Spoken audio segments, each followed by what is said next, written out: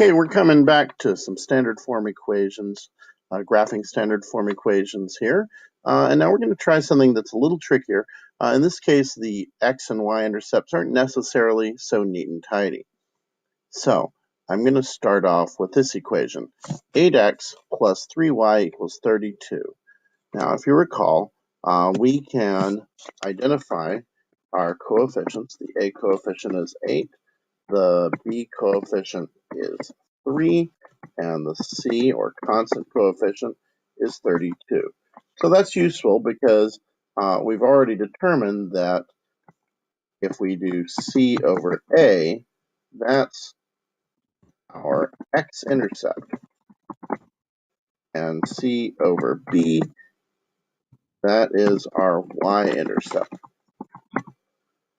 Now, if we work that out, we take c over a, that's going to be 32 over 8. And that just equals 4. So our x-intercept is 4. So we have a point at 4, 0. But we run into a problem when we go to our y-intercept. Our y-intercept is going to be c over b. So c over b, so that's going to be 32 over 3, which is not such a neat and tidy number. That's going to be 10 2/3. Which is a number you could plot, but you are probably going to be eyeballing it on your graph, unless you decide to set your graph up in thirds or something like that, instead of going every step being 1.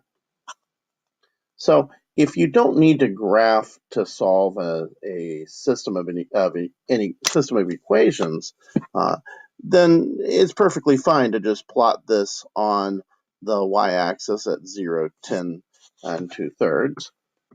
And just acknowledge that you are eyeballing it. And that's totally fine. You can totally do that. Just make sure you label that on the graph.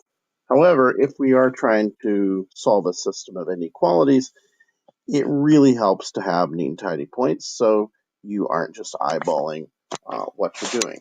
So in this case, we're going to have to rely upon another aspect of a standard form equation, and that is finding our slope. We already do have one of the points as neat and tidy, but slope in standard form is negative of a over b. Okay, so that means we're going to get 8 over 3 and multiply that by negative 1. So slope is going to equal negative of 8 over 3, or just negative 8/3, which means we're going to go down 8 over 3. So that is down 8 over 3, or up 8, back 3. Either one of those will work, and we have a point that we can start from, and that's 4, 0. So let's go over to Desmos, and I'll plot 4, 0. And we want to zoom out just a little bit here.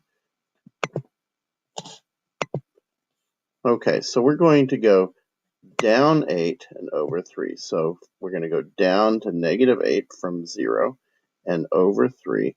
And we'll have a point here at 7, negative 8.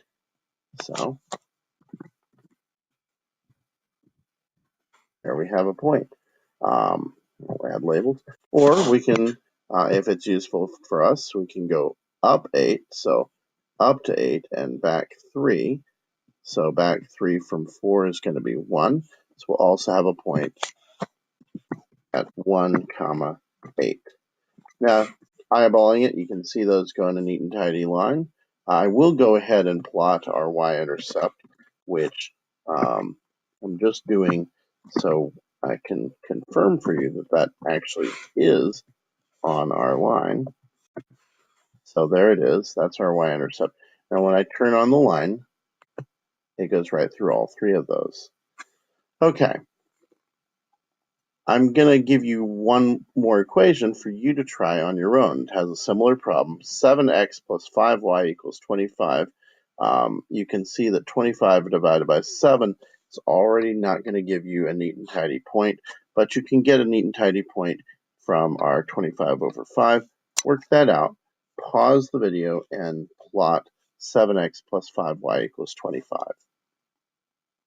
Okay, I'm assuming you've paused the video and you've come back because you've tried it and it either worked or it didn't work. I'm going to go ahead and work it out for you so you can confirm your results. All right, I'm going to do it right here.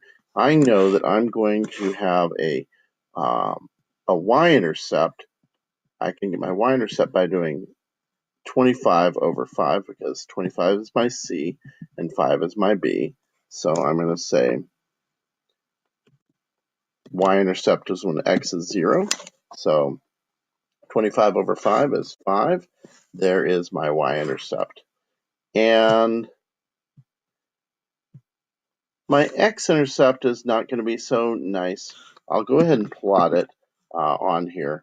But it's going to be 25 divided by 7, which is going to be 3 4/7,